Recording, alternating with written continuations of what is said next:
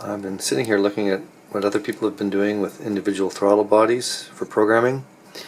I'll show you a few things. This chart here, let me grab my pen.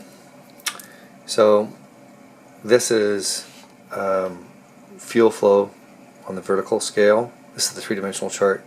This is manifold absolute pressure, so you're going up to atmospheric as you move here, so that's full throttle at the top, zero throttle at the bottom, and then RPM.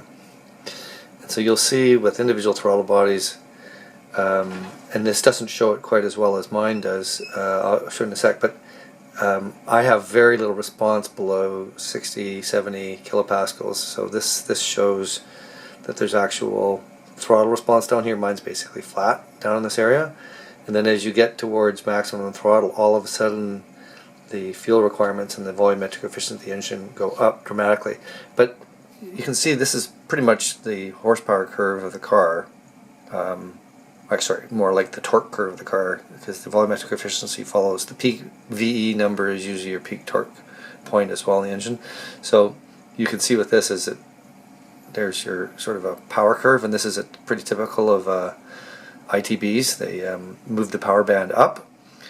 Typically they're shorter than they should be to build mid-range torque. In my case they're a little more than a foot long, 330 millimeters from the intake valve to the edge, so they're designed for maximum power at 7,500 RPM, so they won't produce a lot of mid-range torque, but they can, just because they're such efficient designs, they'll still produce some pretty good mid-range power.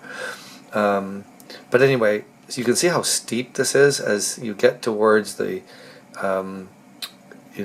manifold being atmospheric pressure. All of a sudden all the power comes on, and the fuel flow. But look at it the opposite way. This is, and they mislabeled this, so this is throttle position here, RPM, fuel flow. So you can see when you are at low speed, you crack the throttle at low RPM and a lot of air comes into the engine, and then because of turbulence and various factors, including just the how much the engine can breathe in the low RPM ranges with ITBs, it flattens out. So you end up with this really fast throttle response with small opening, lots of airflow increase, and then it just sort of plateaus. And then it gets much more like a normal intake manifold at high RPM, where it's basically more linear. The throttle position versus the airflow becomes, like 50% is not quite 50%. It's still non-linear. It still builds fast at initial throttle openings, and then it tapers off a bit, but not like this where it just goes from 0 to infinity and then it flattens out, very quickly. And then here's a different way of looking at it. Another guy plotted some different graphs. This is a way of looking at it using something called a load fuel table, which I'm not familiar with, but it's got very similar behavior, where you've got this flat section down. This is much more like mine, where low RPM and manifold vacuum changes. There's very little difference in power. Sort of a trough here, and then it gets more linear as you go up to the high RPM. Looks like a normal motor, and then again there's your sort of torque curve look to it. So very sort of steep at the very end here. Mine's a little different. It's sort of anyway. I'll show you where mine is here, and this is, I'm going to test this in the engine right now. So this is volumetric efficiency, manifold vacuum, RPM, and then volumetric efficiency. So you can see there's this flat section here at low MAP levels, and then it's sort of it's an inverse, like a lot of fuel tables are like flat planes for, say, a normal engine with normal intake. You basically have the fuel increasing as you move from the lower left-hand corner here to the upper deep right-hand corner in a flat plane, and instead it's concave. Is that right? So it's you can see how as you get towards higher RPM here, it's more linear, but down here it nothing, and then boom, the airflow. So my MAP settings all the power gets produced between 90 and 101 kilopascals. So anyway, I'm losing my voice because I got a cold. Something else I want to show you here, acceleration enrichment. I had to go in there and make some changes.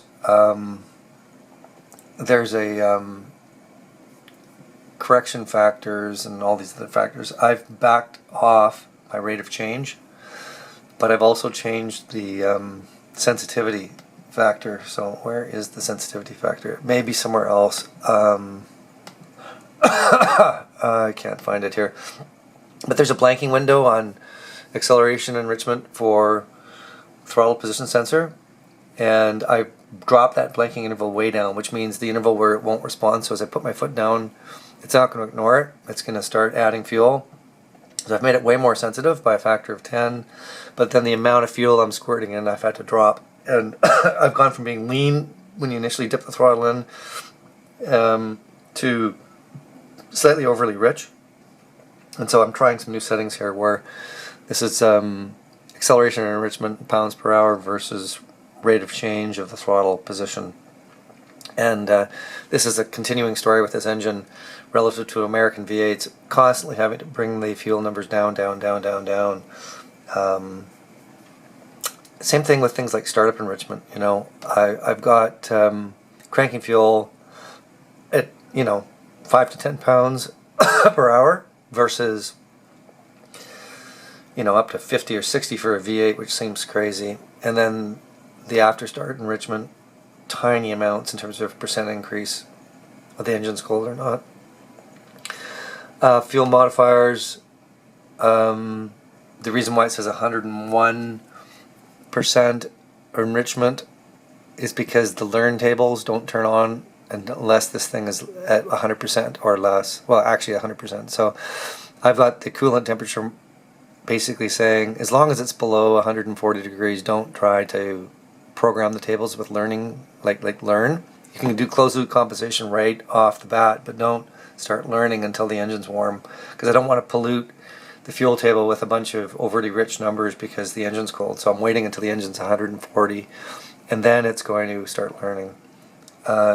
And my fuel ratio offset below 140 degrees, by the time I get down to say freezing or below freezing, I've added 1 point in terms of my target air-fuel ratio.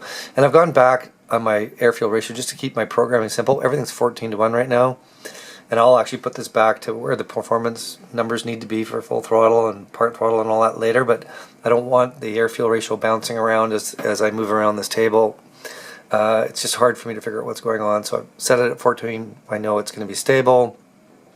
And then once the engine's all programmed, then I can go in there and change these numbers once everything's stable. And by the way, I found that the computer, the Holley EFI, it will closed loop control very fast, very accurately, if you're close enough on the fuel table. And you'd think, oh, I'm not that far off. It should close loop and it should learn and fix it, but it doesn't. So I had to get to that point where I'd have my table correct, and this go to volumetric efficiency here. Oh, sorry. I gotta just zero out the low map settings, otherwise it won't. It'll display weird stuff. So yeah, so I had to hollow out this table here, and then I'll go back in. I'll show you. It'll start finding the right place, and it'll program a closed loop very efficiently, because now I'm much closer to what the engine actually wants. Other than that, I guess if I go to EFI here and go to, and I'm not going to use the alpha N. I was thinking about it. I'm close enough without it. I've run a whole bunch of diagnostics, and I'll show you those a little later. Fantastic. I'll give you a little teaser. I can open a data log file here, and it'll just give you an idea. When you open a data log, here's the yellow is the map, red is RPM, and then my air-fuel ratio is blue, And if I zoom in to, say, this section here, you'll see a little bit more clearly. When I blip the throttle, I'll end up, so the throttle is in mauve here, I guess. So I blip the throttle, everything dynamically starts to change. And this gives me a chance to see whether the closed loop learn feedback loop is too tight or too loose. You know, does it respond too quickly or too slowly? And is there stability in the system? And you can look at all kinds of things. So I've double checked, for instance, that I have great crank position accuracy on my 60-2 tooth inductive sensor. That's all programmed and working correctly. Same thing with my cam sensor. So I'm getting rock solid cam and crank positioning data. And I'm starting to see how well closed loop tracks, and I'm also looking at, you know, part throttle, acceleration enrichment parameters here, and this data logger is hugely useful for that. So anyway, let's go out the garage and turn this engine on again. Okay, for some reason it's telling me that the O2 sensor is not working properly, but I'm going to try to fire it up and see if that clears. Yep, that's good.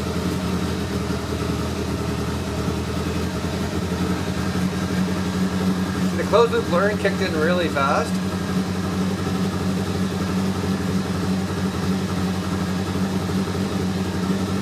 You see the idle air position is at 100% initially.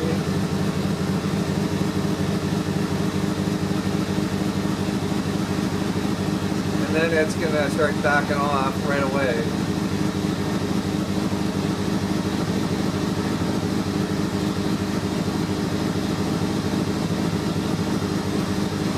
It's interesting, it's supposed to be 1400, but it's trying to reduce the idle position, and it takes a little while before it catches up and brings it back down. So we're getting closer now.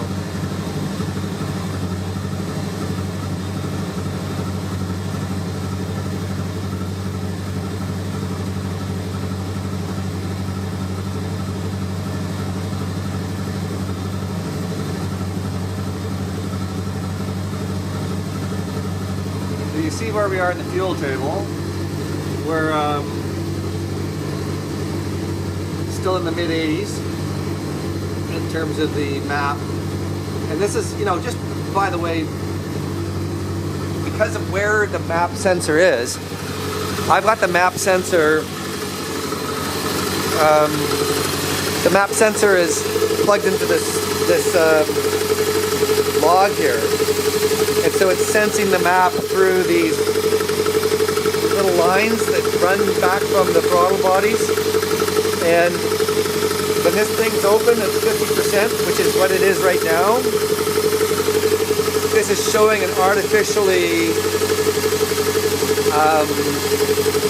close to atmospheric conditions, right? Because I'm sure we're probably seeing 70 or 60 kPa here, but it's showing up as 80 something here because this thing's wide open. And there's less resistance to getting air in here than there is resistance going through the little number 4 AND line running into the intake. So until this thing closes up down to 10 or 15% or even less, this is going to be a problem here, right? So I may adjust my throttle position a little bit so that this doesn't have to be open quite so much, and then we can get better vacuum. So anyway, that's something I'll work on.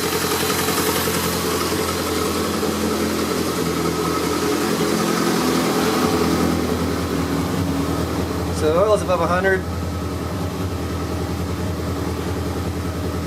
and we're dropping down into the mid-70s on our map. You can see the IAC position is 26%. So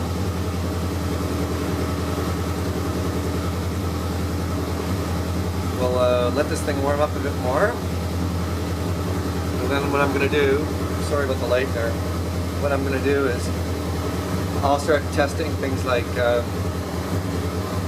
whether I get lean when I flip the throttle now.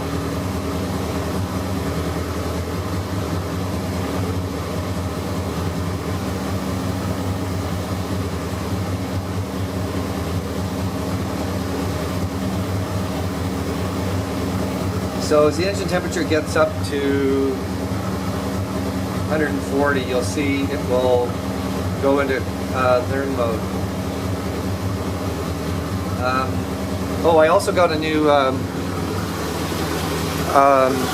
this is the new Craig Davies water pump controller, and basically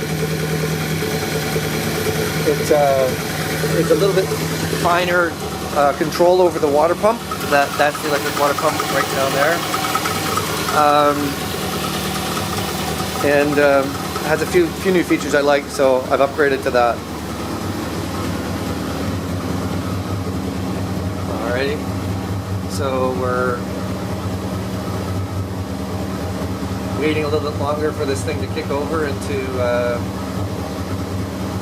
learn status, and then we'll start fooling around with the throttle and stuff.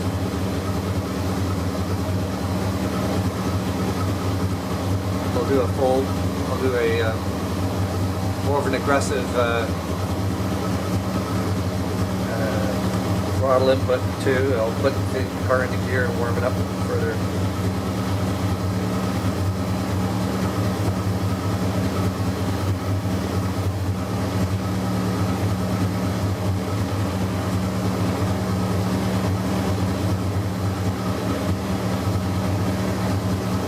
The reason why the engine temperature goes up and down a little bit is that the water pump is turning on and off. So it turns on for 10 seconds and then off for 20 until it gets up to operating temperature. So it's sort of pumping the fluid through and then stopping. It's doing it at a lower RPM. It's doing it at a 6-volt setting. So we're at 140. It should go into closed loop learn now. I'm hoping it will.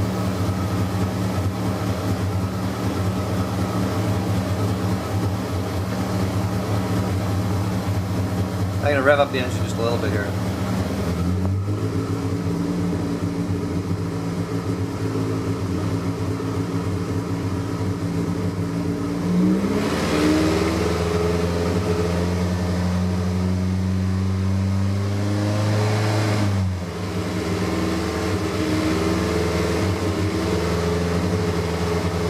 So it's learning now.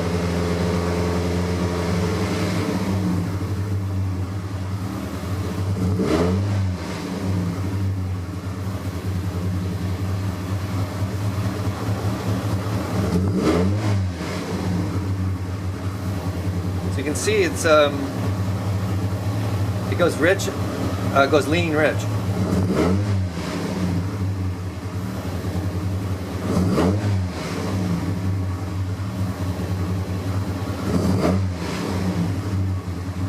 So I would go into my acceleration enrichment tables here, and I can move these numbers up. So I can say hit this at 20, and then I will then smooth this whole area out. Alright, so I had to change batteries, my camera died, but basically I did what I was saying I was going to do. I turned down the opened the throttle up a bit, recalibrated the throttle position sensor, so I'm now only 3 to 4% idle. The IAC being open when I'll show you when the thing's idling warm. So let's just fire this thing up again and see where she is. So you'll see it drops down, and it says 5% right now. The engine's not quite fully up to speed temperature again. I let it cool for a second, but my map's already down at 65, so I've seen it down when the engine warms up just a bit further. See the axe closing further, now it's down to 65, 66, so we've actually managed to pull a bit more vacuum on the map sensor by having that IAC closing off more. So yeah, and I've pretty much got this whole thing where I want it right now in terms of it's ready for the road. I think I've got the I'll show you what the data logs look like in a sec, but basically I've got that lean condition on flipping the throttle seems to be solved. So very stable air-fuel ratio when I'm flipping the throttle. So I got my tables pretty much right. I'll show you what I did to get that. So acceleration enrichment table, where are we here? Yeah, so that's what it looks like now. When I flip the throttle, you can see it moving. So a little bit of a knee up, but not too much throttle. The other thing that was interesting, startup enrichment. I'll just shift the engine off here. Startup enrichment, super. I had to crank it back and back and back. I had this thing at the operating temperature at around 180 for the engine. I had to have it down at 2.5 pounds of cranking fuel, which is, if you go to the base fuel table, at idle, alright, zoom in here, at idle it's 2.5 pounds or less, right? So it doesn't want any excess fuel when you go to startup enrichment. It doesn't want it at all. I've constantly had to pull fuel out of this thing relative to, as I said, American V8s. And basically, it'll start with no fuel prime. I can go to the EFI setting here and let me just go offline for a sec. And so fuel prime is off. I'll turn it on right now. And then we'll reestablish the link and send this information to the ECU. And then we'll see how it starts. But basically I've been doing it without any fuel prime at all. So let's see now.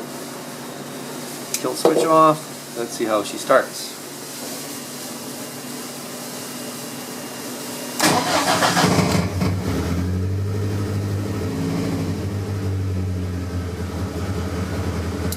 Try it one more time. Not sure I like that better or not. So that's with fuel prime. Let's take fuel prime off and see what it looks like with no. That's a squirt before before you're cranking it. So let's get rid of fuel prime, and then we'll send that to the ECU, and we'll fire it up. And see if it likes fuel prime or not. You guys have seen it the other way around.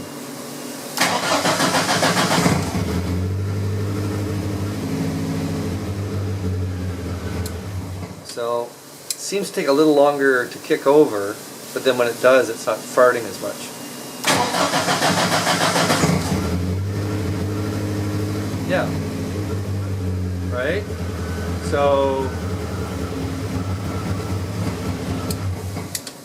right, if I put that fuel prime back on, it stumbles.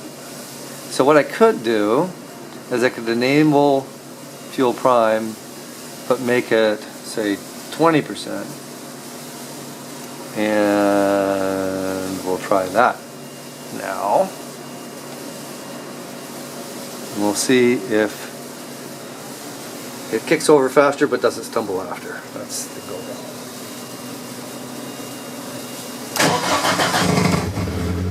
There you go. So kicks over faster, but it doesn't stumble by having too much fuel. Well, I don't know. Let's stabilize a bit here. I'll turn it off. I'll try it one last time.